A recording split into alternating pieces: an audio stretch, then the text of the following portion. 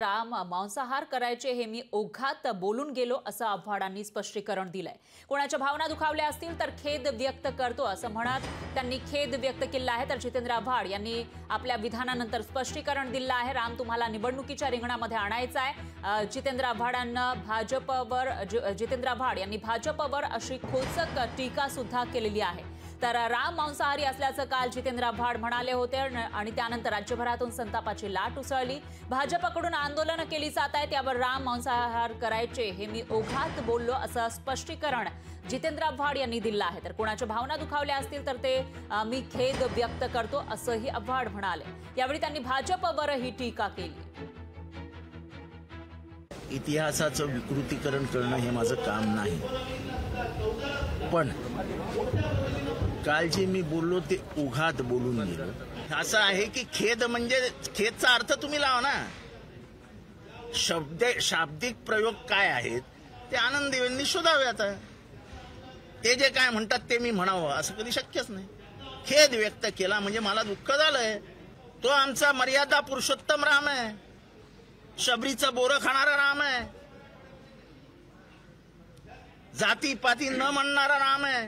रामराज्य त्याचं कसं असावं तर सगळं जनता सुखी असावी असा राम आहे, आणि तो राम आमच्या हृदयात आहे, आमच्या फक्त तोंडात नाही आहे।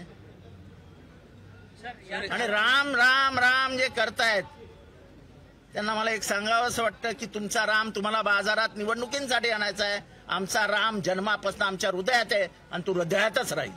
मी कुठलाही भाष्य अभ्यासाशिवाय केलेलं नाही, पण त्याही वरती मी जाऊन सांगतो की आजकाल अभ्यासाला महत्व नाही तर भावनांना महत्व आहे,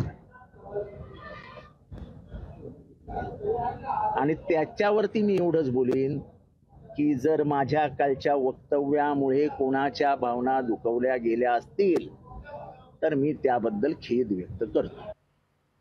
तर यावर राजकीय वर्तुळातूनही वेगवेगळ्या प्रतिक्रिया येत आहेत, पाहूया।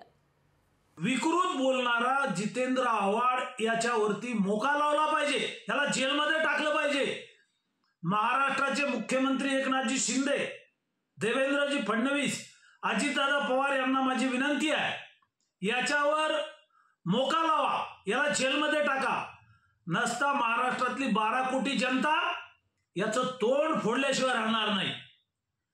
आम्ही कदापिही प्रभू रामचंद्रांचा अवमान सहन करणार नाही।